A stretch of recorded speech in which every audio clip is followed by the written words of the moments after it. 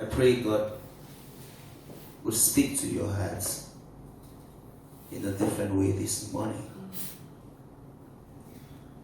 Proverbs chapter 25, verse 28.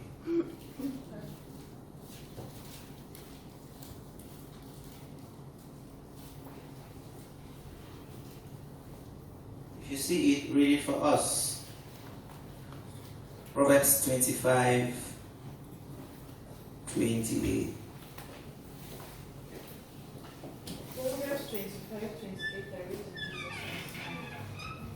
Whoever has no rule over his own spirit is like a city broken down without walls. Hallelujah. Hallelujah. You see that in your Bible? So whoever has no control over his spirit is like a city broken down without walls. Amen. Who can stay in a house without walls? Who can even stay in the house without closing the door? Though sometimes we forget and when we get up in the morning, we hurriedly go and close it as though it's just that time that the door was open, or like that it was open all night. But it says that whosoever cannot control his or her spirit is like a country, or is like a compound that has no walls. Another version of this, of Proverbs says somewhere that whosoever can control his spirit is better than whosoever can take over a nation. So it's talking about controlling our spirit, controlling ourselves.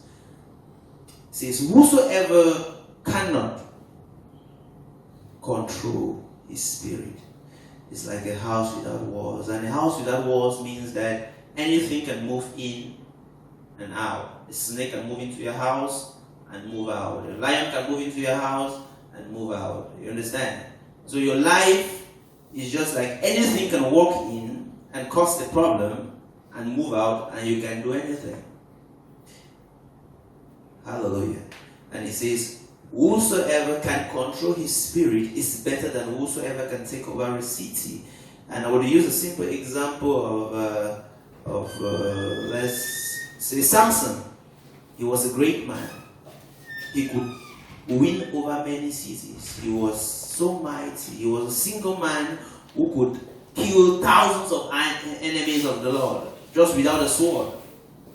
But the time he failed to control his spirit, the Bible says the enemy came and destroyed him. He could destroy a nation, but he could not have control over himself. So for you to have control over yourself makes you more powerful than the most powerful army in the world. That's what the Bible is saying.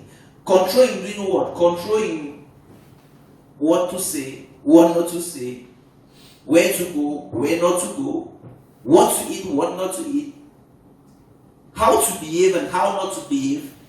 That's what scriptures is telling us, that a successful Christian is a person who can control themselves.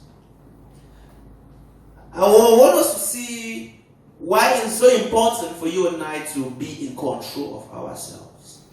Because if we do not control ourselves, people will dictate how we live. People will control how we live.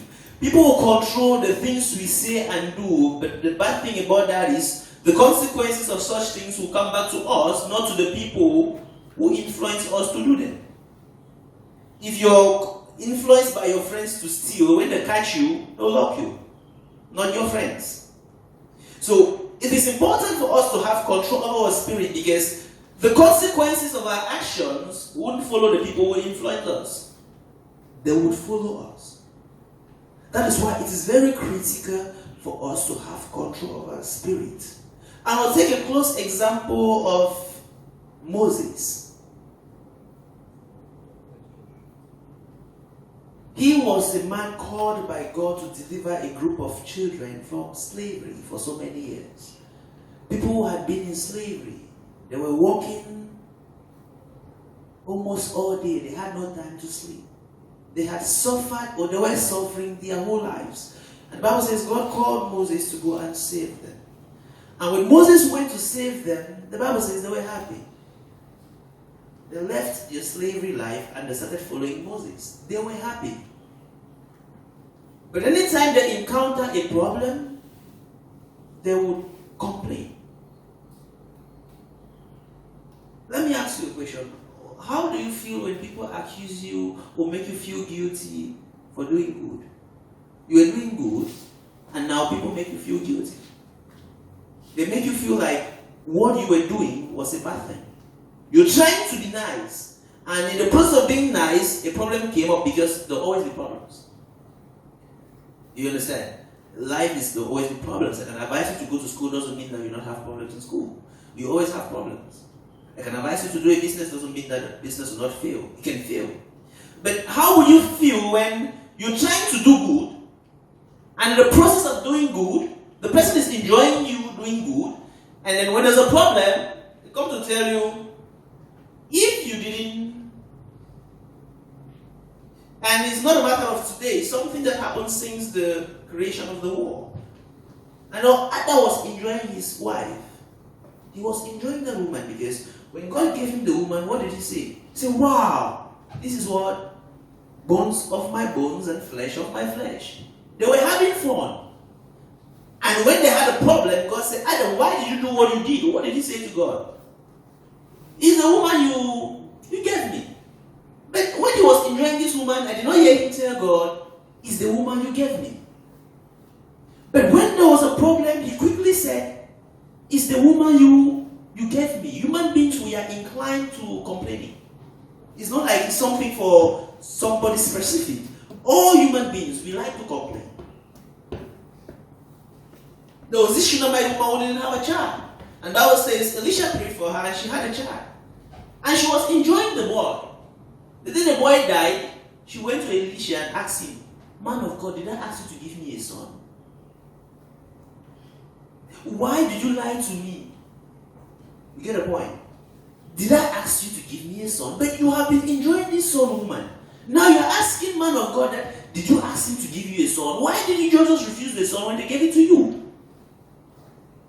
Job asked his wife, you are complaining now that we are facing bad times. When we were enjoying, why didn't you complain? So we are inclined to causing problems, to complaining when we face difficulties in life. The children of Israel, they had their one tactics. Immediately they are hungry, they'll just tell Joseph, whether it's Moses, why did you not leave us in our slavery? Why did you bring us here? Moses will go and talk to God. God will give them food. They'll be eating. When they don't have food, they go back to the very thing. Why did you bring us here? You should have left us in slavery. Moses will feel bad. That I'm trying to do good. Let me see. You go and speak to God. They were using that thing and deceiving and trying to take things from God. And God was watching them. They did it, and God will do wonderful things to them and say, please, I'm doing miracles in your life so that you remember my miracles and always thank me. Stop remembering the bad times. God told them, do not remember the bad times. Remember the good times and thank me. I will send you life from above. I will send you food from above. You complain of manna, I send you meat. You complain of meat, I will still send you something else. You complain of water, I will give you water in excess. But yet, they would complain. Even when God passed them through the Red Sea, after they still complain. God is like, all these things I'm doing for you, children of Israel. All these things I have done in your life. You still complain? One time when they complained, God didn't give them what they asked. He gave them what they did not ask. He gave them deadly snakes to bite everybody. And when he started biting them, they repented and never complained again.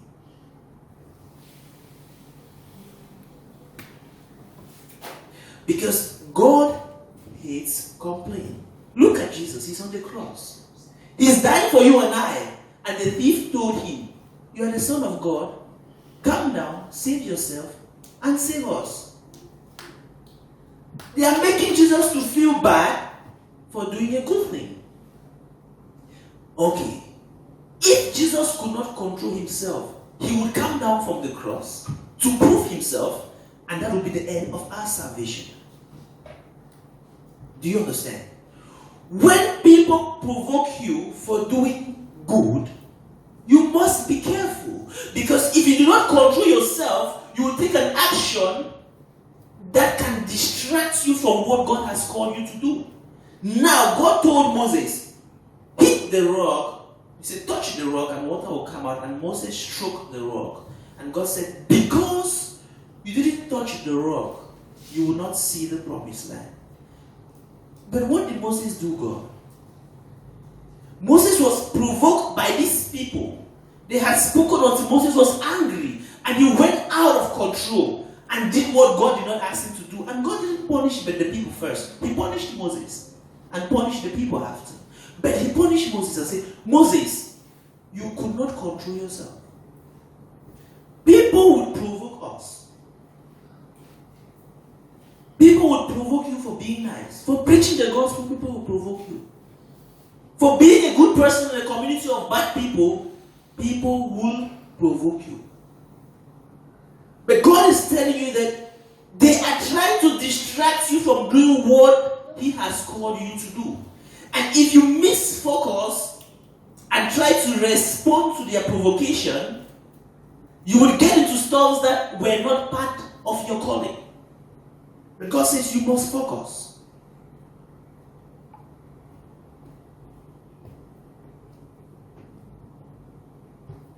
There is complaining everywhere. When we are not married, we complain that we want to get married. When we get married, we complain that we want to go out of marriage. That is just how it is. There is complaining everywhere. When you don't have a job, you complain. When they give it to you, you complain. It's the nature of human beings. But the problem is, complaining makes us look stupid. Because we focus on what is not working, and everything that is working, we do not see. And that is how we miss out of God's blessing. Because we are complaining. And God is saying, no, my children, do everything, not some things. He says, do everything without complaining, not some things. He says, everything without complaining. Somebody says in the Old Testament, but in the New Testament, the Bible says, remember what God did to the children while they were complaining.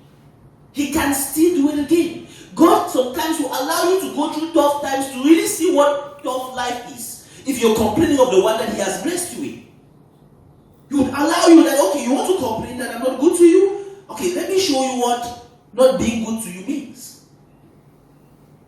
And you can't dictate to God how He treats us.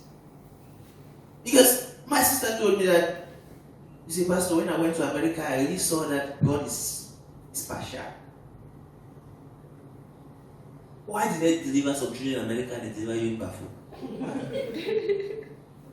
Let me ask now. Why? What did you do? Because it was not your choice. Why is your father not sick? No. Why is your father not having shishi, enough shishi like other children's father?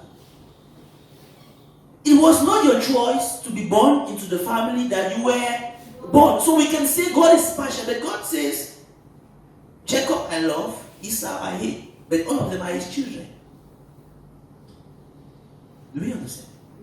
You cannot dictate how God will behave.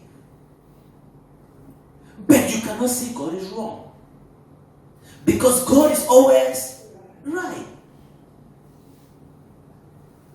Do we understand?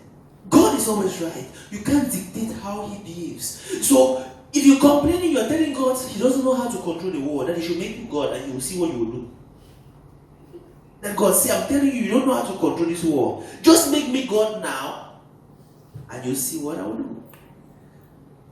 But don't talk about things until they put you there. If they have not put you somewhere, and you're facing what others are facing, you will not know what is happening. Moses was provoked because it was too much. Every good thing he did always turned out to be a bad thing. Every good thing he did always turned out to be a bad thing. So then, will you stop doing good? That's the question. The Bible says no. He says, keep doing good, even if they don't appreciate you for it. He says, keep being a child of God, for in due season. When is the due season? You and I do not know. But the devil will always do everything he can to stop you and I from doing what God has called us to do. But God expects you and I to remain focused. Just to remain focused. He says, for the glory that awaits you is what? Is far greater than the tribulations you're going through. So God expects you and I to look forward to the glory of what we are working for. If God has called you, He has told you, Joseph, you will be in the palace someday. He's saying, Joseph, do not mind your prison. Keep looking up to the palace. He says, Jesus, you will sit at the right hand of the Father. So do not mind when people insult you. Be looking up to the right hand of the Father that you're going to see. If not, what will Jesus do? He will be spending time arguing with people.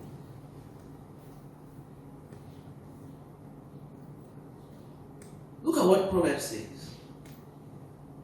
It's a little bit confusing. Proverbs 26 verse 4. It says, do not answer the foolish arguments of fools, or you will become as foolish as they are. And then verse 5 says that, be sure to answer the foolish arguments of fools, or they'll become wise in their own estimation.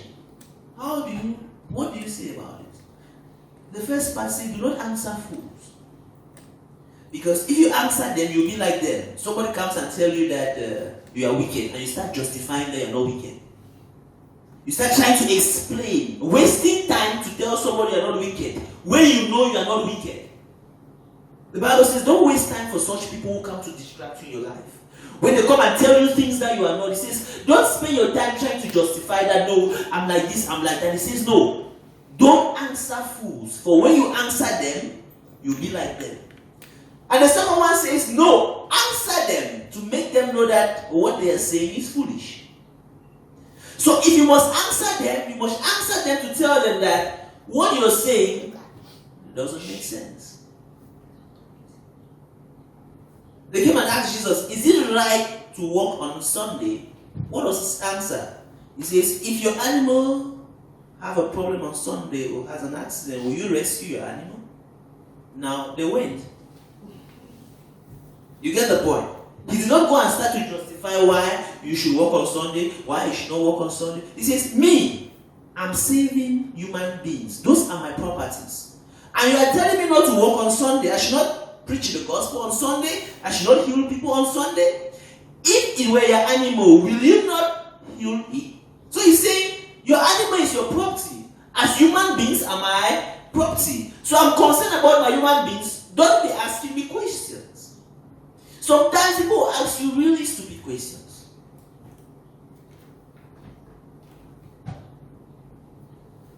If you were a child, would you treat like that? How do you expect me to treat your child like my child?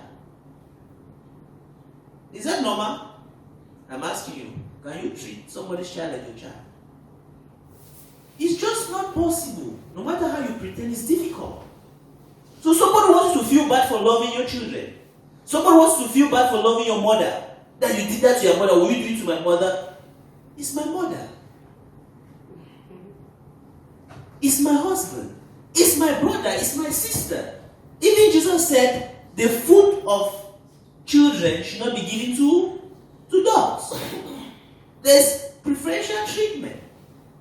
So why would you be doing good and people would be making you feel like you're a bad person? And it goes to touch you until you are trying to justify yourself. You are trying to make them see you good. What for?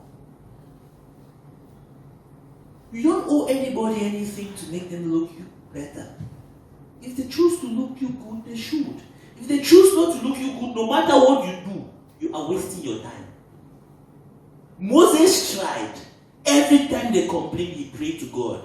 God will give. One time he prayed, God said, "Oh, don't give." These people, as you see them, if you keep giving them what they are asking, they will never learn sense. You have some family members, you are unable to even feed at home. You are trying to help them. The day you don't help, they still insult you. Has it happened to you before? You have friends you are trying to help. It does not happen to you because you don't have anybody. You have friends you are trying to help. You help them, they don't help them, they insult you. Sometimes you're really starving to be there for them. And the day you are not, they still insult you. So you spend your whole life trying to make people like you who don't even like themselves. They don't even like themselves. And you are trying to make them to like you. And it just distracts you. You're having problems in your family, you're having problems with your friend, you're having problems with everybody. I have one friend who told me that the uncles want to kill her. I asked her that, but your uncles are your mother's brothers. They are not your brothers. Why are you people stressing? Tell them to stay with your mother.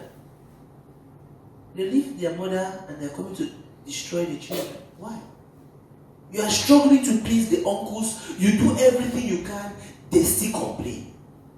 You are doing good to them. They say, you pay my children's school fees because you want to show me that you have money. You don't pay. They say, you don't pay because you are wicked. What do you want us to do?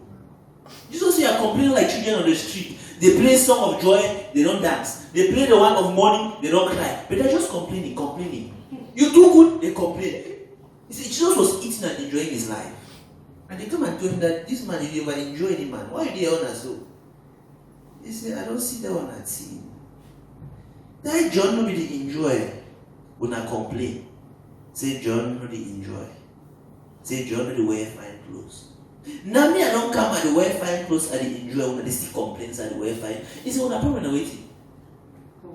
He said, people say, I carry my child on the bike, you complain. I put him down, you complain. We don't know anything drive the bike, you still complain. He said, but what do you people want from us? People will just complain for nothing. And when you let these complaints reach you and distort your spirit, and you lose control of yourself, you would get into things that you did not have to do. But the bad thing is that those consequences will follow you. Do you understand? We should have control over our spirits. Do not let people's words change who you are. If you're a kind person, remain a kind person. If you're calm, be calm. No matter how people provoke you, come back to yourself and stay focused. If you're loving, be loving to the extent that you can be loving. Don't go beyond your capacity because you want people to appreciate you. They will destroy you, they will not appreciate you. God says, give what you have. You can't give what you don't have. You can't love beyond your capacity of loving. Do we understand? People should not dictate how you live your life. Love people. Do what you can do for them. But do not try to prove you are somebody that you are not. It will only destroy your life. It will only distract you from doing that which you want to do.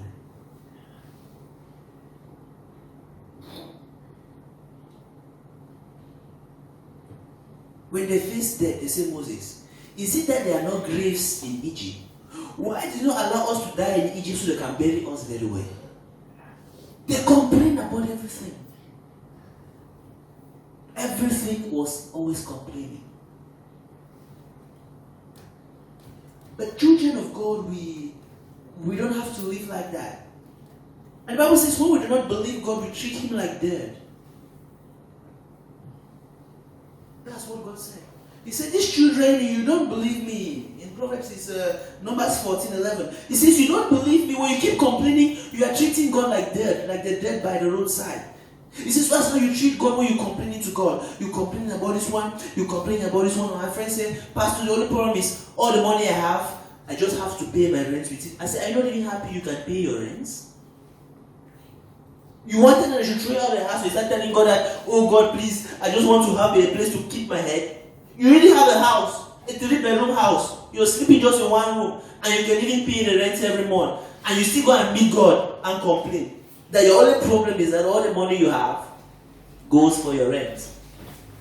Okay, don't pay now. Take the money, eat it, and sleep on the street.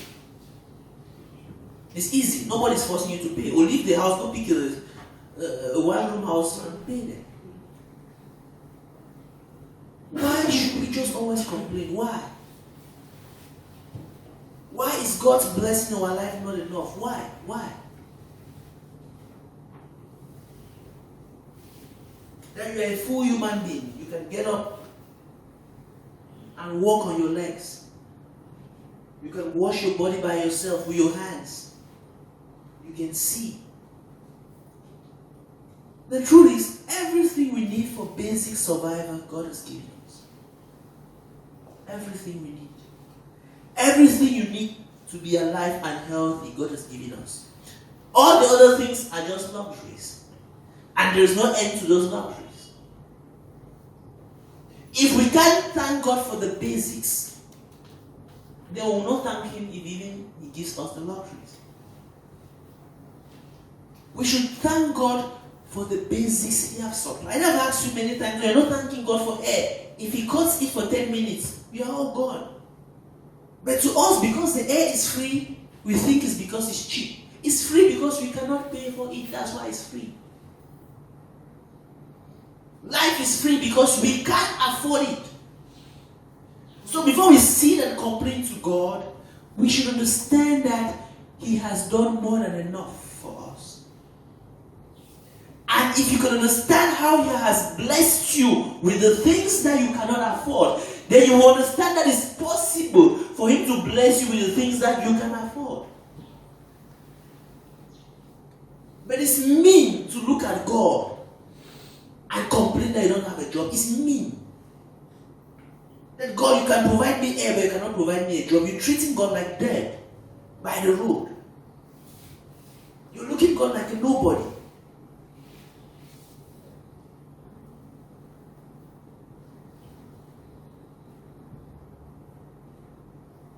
You see, I have this white man that I love listening to him so much. Andre, somebody who was blind when he was 12 years old, and now he's 60 or 50 something old, 70 something years old.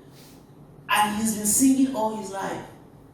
He says, live your life to the fullest. He says, live that when you go, there will be nothing left inside you. Why did he not just sit and be complaining that, why did he get blind when he was 12? What did he do? He could sit and complain like the man by the river in the Bible who complained for 38 years. You could sit and complain and nothing will work. But he just like, if I don't have eyes, I have a voice. My legs are still there, my hands are still there, I'll make use of those ones. See, everybody can complain. I'm still telling you this. We all can complain. If you choose to complain, you can complain. Mm-hmm. There's every reason to complain. Mm-hmm. If you want to try, just choose to complain. You would see all the reasons in the world to complain, and all the reasons are right. But God says no. Because in comparison to the things you should be thankful about, the things you should complain about has no value. God says no. God says yes and no, you can complain. He says, if my son who died for you for nothing that he committed wrong didn't complain, who are you to complain? He says, if Jesus did not complain, he says that we have no right to complain. And he has given us a lot of assurance. He says, I will never leave you nor forsake you. He says, nothing will separate you from the love of God. So with all this assurance, he's wondering why we are complaining again.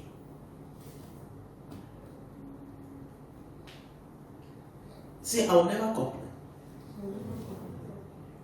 Say, I will never. It's demonic to be a complainer. Hallelujah. If you are complaining, it's a demon that's working inside you. I'm honest. It's demonic. He says, come to God with thanksgiving. We just read something in Proverbs. What did he say? Everything working together for good. God knows how to bring the bad things of your life like a puzzle and produce something beautiful. He's not limited. He knows how to do that. So when you're complaining, you're telling God that he's not doing his job well, that you can do it better than him. God does not need advice. So you can be thinking that, no, I have a problem because God changed his mind last week. This week he should not come and change his mind again. If people were advising God, it will be different because they can give him good advice and sometimes they give him bad advice. So, he's dancing. But he doesn't need advice. Which means at every time that he speaks, he told Moses, you will die. And when the time came, he said, Moses, no, I promise you that I will kill you now. So come, you and Aaron should come. Go and stay up there. Speak your last words and die. Because he does not change. When he speaks something, he has spoken. Nobody will stop what. He didn't have problem with Moses. They were friends, but he just punished him. And they were still laughing.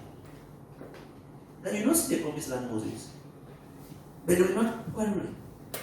So that's God. He can be asking you to, or making you to pass through tough times doesn't mean you have a problem. He's just training you and then he's watching at you and then. So telling to speak rudely to him or telling to say, why is this happening to me? I always ask you, what you want it to happen to who now? To me. What have I done? All of our things will happen to us individually. So why is this happening to me? Somebody will ask, why is this happening to me now? Why is this happening to me now? Where? You want it to happen to who? I don't know.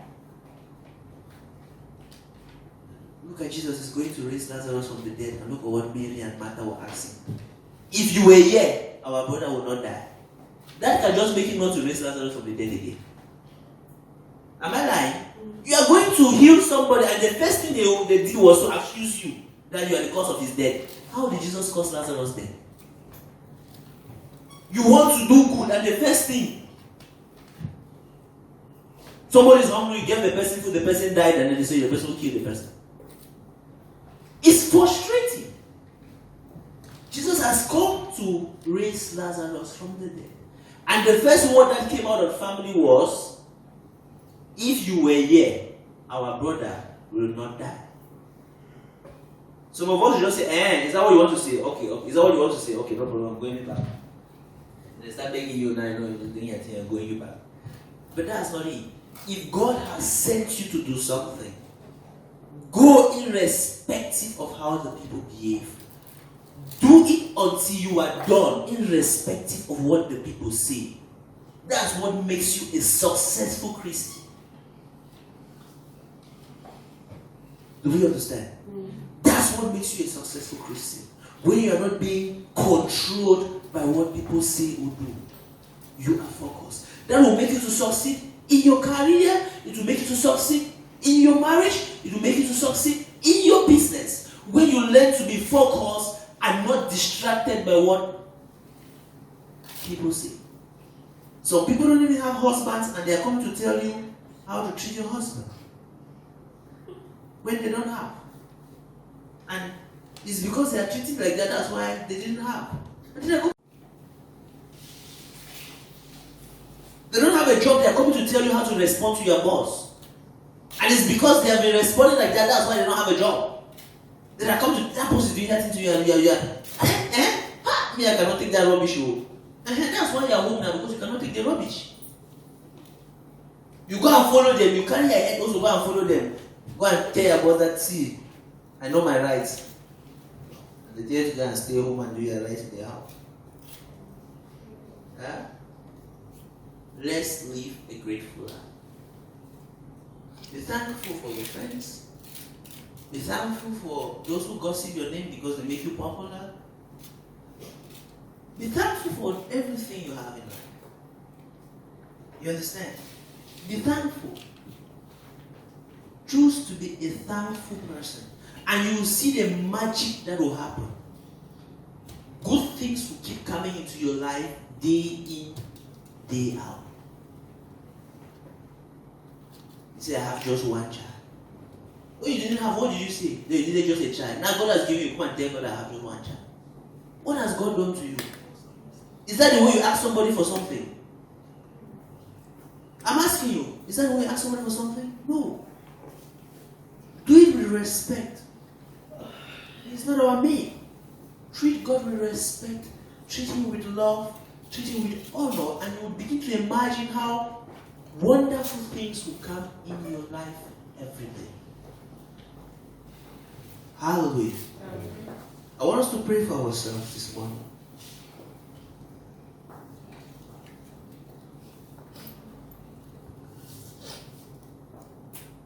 prayer I wanted to make is,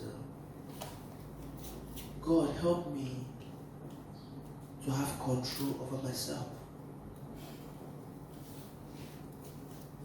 Let people not be able to press my buttons anyhow. Hallelujah. Are we there? So let people not be able to control me. People dictate when I'm happy. They dictate when I'm not supposed to be happy. They dictate when I should talk. They dictate when I'm not supposed to talk. No, I don't want to be that kind of a Christian. I don't want to be complaining all the time. Always open my eyes to see things to be thankful about. Let me be able to appreciate people for what they do for me. Even if it's one good thing they did for me, let me appreciate it. Close my eyes to bad things. Open my eyes to good things. If everybody has to see the bad things you do, nobody will like you. So stop wanting to see every bad thing somebody does to you. You understand? If everybody focus on the times you hurt them, on the times you lied to them, on the times you were not there for them, nobody would love you. So you shouldn't expect to do that to others. So ask God to help you to be a thankful person. That is the fruit of the Spirit. That's what makes you a child of God. That you are able to be thankful season in, season out. Mighty God, on our own, we can do nothing. For in our flesh, we are weak. But in our spirit, we are strong. And our spirits are all willing, and our flesh is reluctant. I pray for my brother and my sister this morning, oh God, that cause us to live a thankful life. That for every blessing you have sent our way, enable us to be able to identify it and be thankful. And that when we are in distress, oh God, we shall remember the times you were good to us and hope on that for you to come to our rescue. That we shall never approach you in complaints. We shall never approach you murmuring or grumbling. For you do not accept any such thing, especially when you have displayed your love to us through your Son in a very wonderful way. Help us, O God, that we shall always be thankful. Thankful for our parents. Thankful for our friends. Thank you for, oh God, everything you do in our life. Thank you for health. Thank you for the food you provide for us every day. Thank you for freedom to do whatever we want to do. In the mighty name of Jesus. In the mighty name of Jesus. I take all your offerings and let's pray to God. Exodus 16.